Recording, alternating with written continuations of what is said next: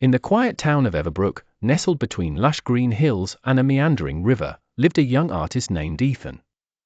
Ethan's paintings, vibrant with color and emotion, had brought him a fair amount of recognition in the town. Yet something always seemed to weigh him down, a lingering shadow of his past. Ethan often spent his evenings at the local cafe, sipping on warm coffee while staring out the window, his eyes searching the horizon for answers that never seemed to come. His mind was a whirlpool of memories, regrets, and blame. His best friend, Lily, had left him abruptly to pursue her dreams in a distant city.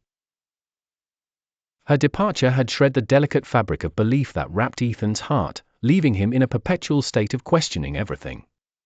One breezy autumn evening, as dried leaves swirled around the cobblestone streets, Ethan sat in the cafe, sketching absent-mindedly.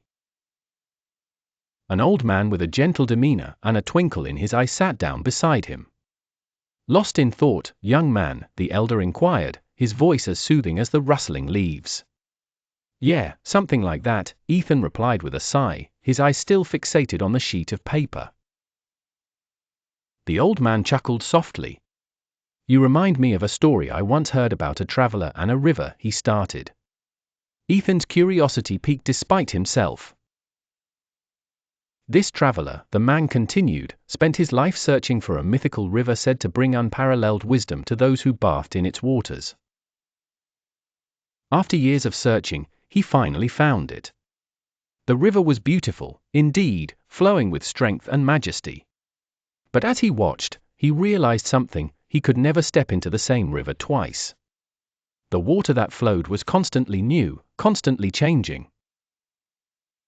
Whatever wisdom he sought wasn't in standing still, but in moving with the river, never letting past currents hold him back." Ethan paused, absorbing the story. "But what does that mean for someone who's already let go of something precious?" The old man smiled, a knowing gleam in his eyes. "Think of life as that river, young artist. Don't think about the past that's already flowed by.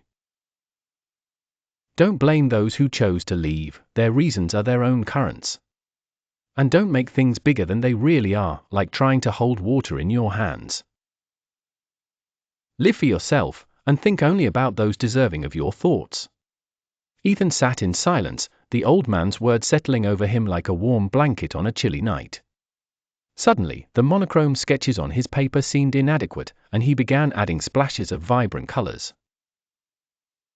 As weeks passed, Ethan found himself painting again, not just with his hands, but with his heart. His gallery was soon filled with paintings that didn't just depict landscapes or portraits but narratives of resilience and acceptance. Visitors found themselves lost in Ethan's vision. The transformation within him resonated beyond his art. He reached out to Lily, appreciating the wanderlust that had guided her away from Everbrook. They shared stories of their journeys as if distance was never a barrier. Ethan realized that their past was not a burden but a stepstone towards their future.